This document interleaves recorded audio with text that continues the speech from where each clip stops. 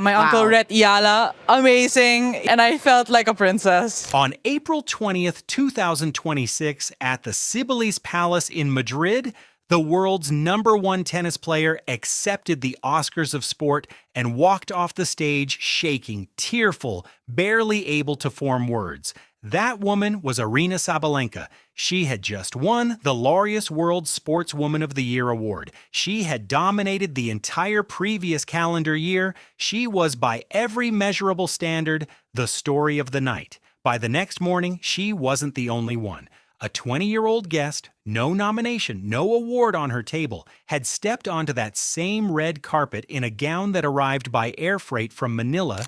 It's perfect. Laureus Sports Awards. This is my first major red carpet, and I was like, this is the time. Days earlier. And within hours, 6 of her fellow professionals on the WTA Tour had flooded her comment section. Tennis Channel USA had cut a standalone broadcast segment on her walk. Not the ceremony, not the winner, just her walk. The WTA's own official accounts had amplified her image, ranked number 44 in the world, not nominated, not awarded, and somehow the other conversation in the room. What happened at Cibeles Palace on that Monday night, and why did the most prestigious red carpet in world sport belong, at least partially, to someone whose name was never called? The Laureus World Sports Awards are not a tennis event. They are sport's highest cross-disciplinary ceremony, the room where Simone Biles, Nadia Comaneci, Lamine Yamal, Lando Norris, and Rory McIlroy all share a carpet.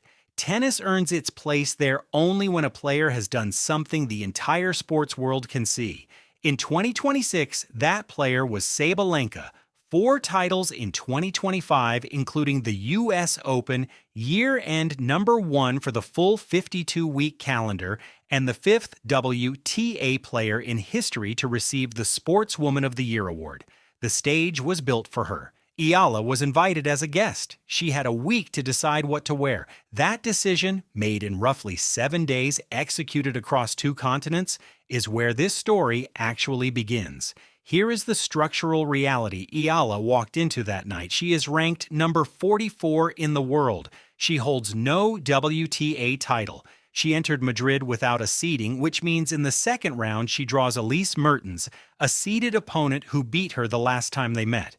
The ranking system, which calculates on a rolling 52-week basis, has not caught up to her 2026 form. As of the most recent WTA race standings, she sits 10th, top 10, despite being ranked 44th. The gap between those two numbers is the most precise evidence available that what she is and what the scoreboard says she is are not the same thing. This is not a crisis of talent. It is a crisis of institutional measurement, and it's worth acknowledging the Sabalenka side of this clearly. Sabalenka's presence at Laureus was completely legitimate. She had the most dominant season in women's tennis in 2025, and this was sport's highest recognition of exactly that. There is no conflict between these two women. The tension exists in the structure of the night. The official story and the viral story ran on separate tracks. Maribel Nadal had said it plainly just a day before the ceremony. Speaking as deputy general manager of the Rafa Nadal Academy, the institution that has been Eala's training home since she was 13, Maribel told Sportskita, "What she's doing is incredible. It's wonderful to see the affection she receives all over the world. She's an inspiration to many boys and girls in the Philippines. She's an amazing girl, very humble." She said that before the dress arrived, before the red carpet, before any of what followed. Start with the phone call. Approximately 1 week before the Laureus ceremony, Eala called her uncle Rhett Eala in the Philippines. Rhett is an established Filipino fashion designer, not a boutique operation, not a first attempt. I'll wear what's called the Filipiniana, and it's a very traditional Filipino formal wear. Eala told him she wanted to wear a Filipiniana to the red carpet. She had carried this idea for years. She told her press conference afterward, "I've always had a dream that if I were on a red carpet, I would wear a Filipiniana." This was not a brand consultation. It was a niece calling her uncle about a private dream she'd held since before she was famous.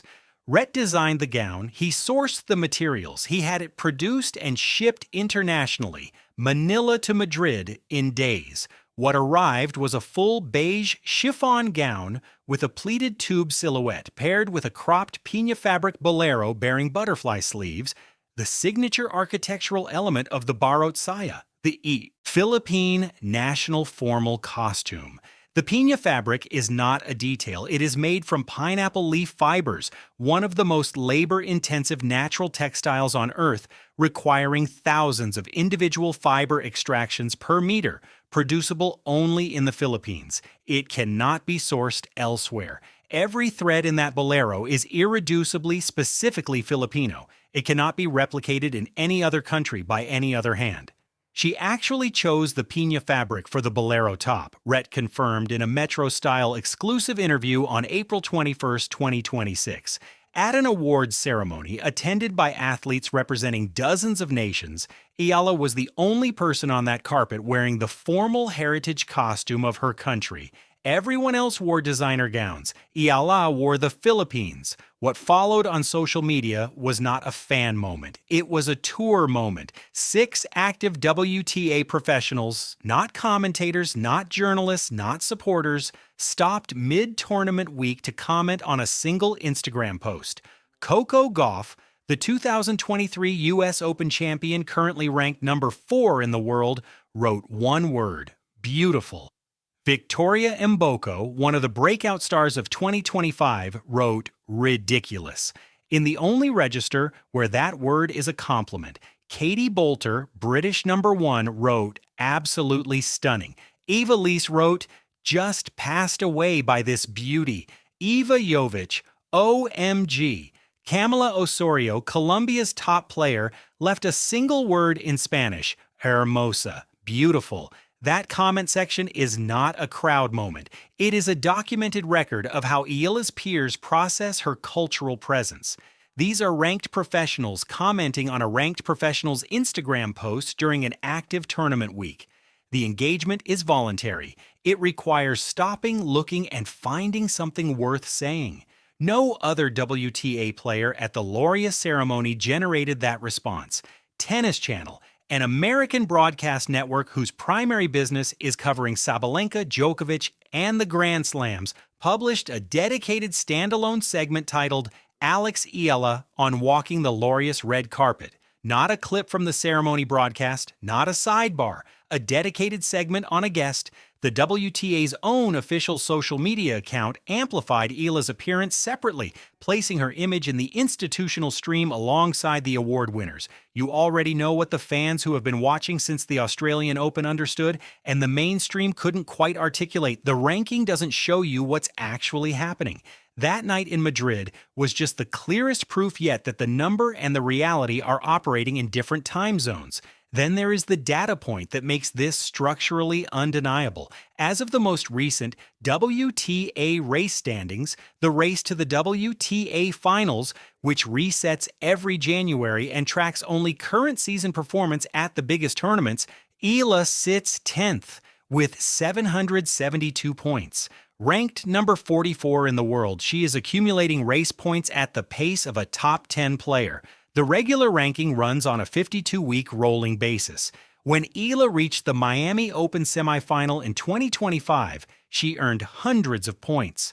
When she reached the Miami Open round of 16 in 2026 with a solid performance, she dropped 16 spots. Not because she played worse, because her own past success expired from the ledger simultaneously. The ranking system had not finished catching up to her. The race already had. The man who co-hosted the Laureus ceremony that Monday night, the man whose name was on the marquee, who walked that same carpet hours before Eala did, had already said in public exactly what kind of player she is.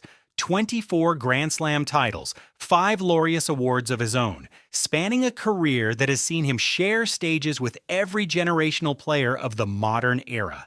On January 23, 2026, at a press conference during the Australian Open, Novak Djokovic was asked about court overcrowding. He wasn't asked about Eala specifically. The situation had already escalated beyond a scheduling issue. Her crowds had become an institutional problem at the biggest tennis event in the Southern Hemisphere. What he said was, she has been the biggest ever tennis player from that country, which is a big country, and there's a big interest. Having too much crowd is a very good problem. He called it a very good problem, meaning the institution had to reorganize itself around her presence. Corridors filling, courts unable to contain the volume. Djokovic, the GOAT, flagging a 20-year-old's crowd pull as a logistical phenomenon worth addressing at a press conference nobody asked him to hold. 3 months later, he co-hosted the ceremony where she walked in wearing her uncle's gown and generated comparable coverage to his own hosting role. She took a selfie with him and Eileen Gu. She captioned it, "Sandwiched between greatness." His name was on the marquee. Hers was in the comment sections. What the Laureus night confirmed is that this story has chapters the red carpet cannot contain. Eala is currently active at the Mutua Madrid Open, where her second-round match against Mertens sits on the schedule for April 24th. Her draw offers a potential path toward the quarterfinals, Mershasiv. And the quarterfinals at a WTA 1000 in Madrid could include Sabalenka, the three-time defending champion seeking a record fourth consecutive title in this city. The Queen and the guest who shared a carpet on Monday might yet share a court before the weekends. After Madrid comes Rome, the Internazionale BNP Paribas, May 5th through 18th. Eala has 0 points to defend there. Every match is net positive. Every win lifts her. The structural weight of the ranking system, which punished her in Miami for her own past success, reverses on a clean slate. Then Roland Garros, May 26th through June 8th. 0 points to defend on the Parisian clay. The seeding calculation, if Madrid and Rome deliver deep runs, could place her inside the top 35 before the draw is made. And Roland Garros, with its large Filipino and Asian diaspora in Paris, with its crowd culture, with its history of elevating cultural phenomena beyond the scoreline, is the stage where the conversation that began in Sibili's palace would find its next chapter. This was always where the trajectory was pointed. The race numbers were building toward a clay season reckoning. What the Laureus night did was frame it in formal wear, place it on the most photographed carpet in world sport, so that when she wins the matches, the world already knows the shape of the story. The structural reality underneath all of this is not comfortable. Eala enters the Mertens match unseeded. Mertens is the 19th seed. Their only prior meeting went to Mertens. In a draw without protective seeding, every round from here requires beating someone the system says she shouldn't be able to beat, which is precisely what the race number says she has been doing all year, but which does not make any individual match easier. The piña fabric is irrelevant on the clay. The Instagram comments do not protect a serve. The Djokovic quote does not break a return. And Stuttgart, where Eala lost in the first round to Leylah Fernandez, 1-6, 4-6 3 weeks ago, is a reminder that the race number reflects accumulated results, not guaranteed outcomes. The ranking system hasn't caught up because it runs on verified evidence, and verified evidence requires winning on the days when winning is hardest. There is no softening available here.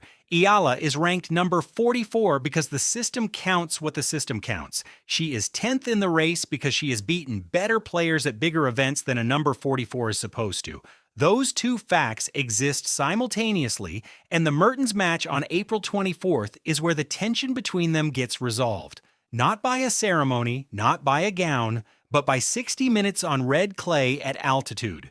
She had said it herself the morning after the red carpet, having already won her first-round match in 1 hour and 31 minutes.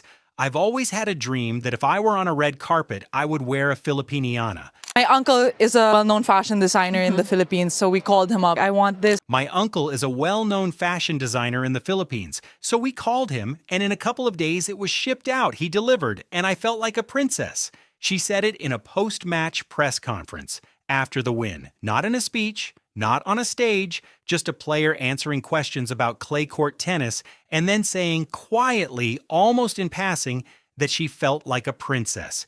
The dress is gone. The racket is back. The dream is documented. Recall the moment Novak Djokovic stood in Melbourne in January and called a 20-year-old's crowd pull a very good problem, and then 3 months later hosted the night where she walked in and became the secondary headline at an event that belonged to the sport's reigning number one. Recall the uncle in Manila sourcing piña fiber in days, shipping a national costume, internationally sketching a gown that ended up on the most photographed carpet in world sport. Recall 6 WTA professionals across 4 countries across multiple ranking positions, pausing their tournament week to write beautiful, ridiculous, absolutely stunning, and just passed away by this beauty in the same comment section. And then recall Aryna Sabalenka, the most composed, most dominant player in women's tennis, standing before the greatest collection of athletes in the world and saying, "I'm shaking right now, I have goosebumps." That is what goes off means. Not anger, not confrontation. The most emotionally unguarded moment of Sabalenka's public life. A champion so overwhelmed by the company of legends that she could barely hold it together. She shook on that stage. She earned every tremor. And on that same night, simultaneously, while Sabalenka was speaking those words, the comment section on a piña gown was filling up with the entire women's tour. That is what steals the red carpet means, not a theft from Sabalenka. An addition to the night, a ranked number 44 player, 10th in the race without a single nomination, without a seat at the awards table, walking into the Oscars of sport in her uncle's handmade dream and leaving having given something to the room that no trophy can formally measure. The feeling, documented and undeniable, that an entire country walked in with her. She didn't go to Sibeli's palace to receive anything. What she gave her country that night in front of every great athlete in the world, no trophy could hold. With 0 points to defend at Roland Garros and currently sitting 10th in the WTA race, can Eala use the clay season to break back into the top 30? And if she reaches a quarterfinal in Paris, does she become the most talked about player at the French Open, regardless of whose hands are holding the trophy? The people in this community have been watching since before the gown arrived, before the comment sections filled, before Tennis Channel cut a dedicated segment on a non-nominated guest. You understood what the race number was saying when the ranking said something different. The clay season has just started, and the next chapter, Mertens, then Rome, then Paris, is where what you already know gets confirmed in points. Subscribe, so you're already here when it does.